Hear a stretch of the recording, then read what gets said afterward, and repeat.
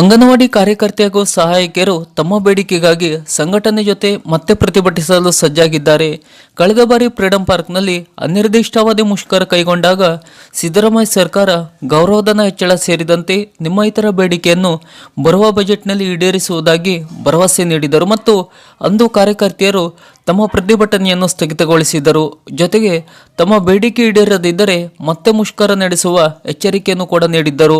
ಆದರೆ ಬಜೆಟ್ನಲ್ಲಿ ಅಂಗನವಾಡಿ ಕಾರ್ಯಕರ್ತೆ ಹಾಗೂ ಸಹಾಯಕಿಯರಿಗೆ ಕ್ರಮವಾಗಿ 1,000 ಮತ್ತು 750 ರೂಪಾಯಿ ಗೌರವಧನ ಹೆಚ್ಚಿಸಲಾಗಿತ್ತು.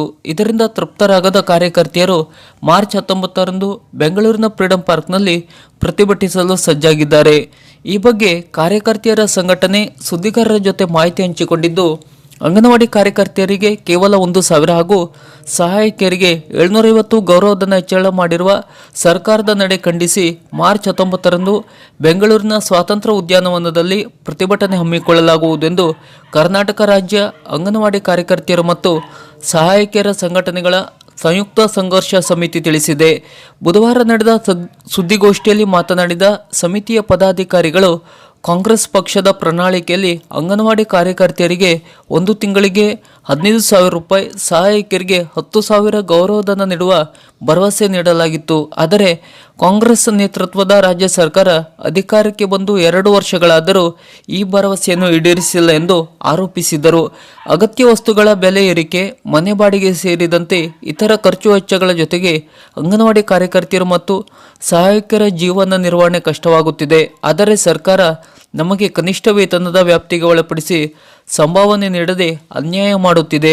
ನಿವೃತ್ತರಾದ ಎಲ್ಲ ಅಂಗನವಾಡಿ ಕಾರ್ಯಕರ್ತೆಯರಿಗೆ ಮತ್ತು ಸಹಾಯಕಿಯರಿಗೆ ಗ್ರ್ಯಾಚ್ಯುಟಿ ಸೌಲಭ್ಯ ನೀಡಬೇಕು ಎಂದು ಕೂಡ ಈ ಸಮಯದಲ್ಲಿ ಸರ್ಕಾರವನ್ನು ಆಗ್ರಹಿಸಿದರು.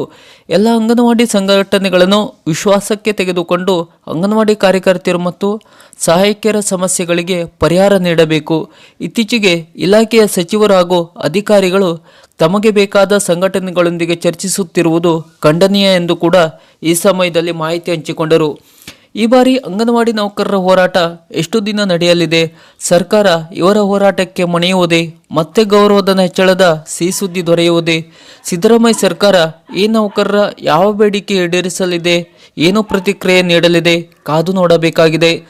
ಸರ್ಕಾರದ ಈ ಥರದ ಇನ್ನಷ್ಟು ಮಾಹಿತಿಗಳಿಗಾಗಿ ಹಾಗೂ ಅಂಗನವಾಡಿ ನೌಕರರ ಹೊಸ ಅಪ್ಡೇಟ್ನ ಮಾಹಿತಿಗಳಿಗಾಗಿ ನಮ್ಮ ಚಾನಲನ್ನು ಸಬ್ಸ್ಕ್ರೈಬ್ ಮಾಡಿ ನಮ್ಮನ್ನು ಬೆಂಬಲಿಸಿ. ನಮಸ್ಕಾರ.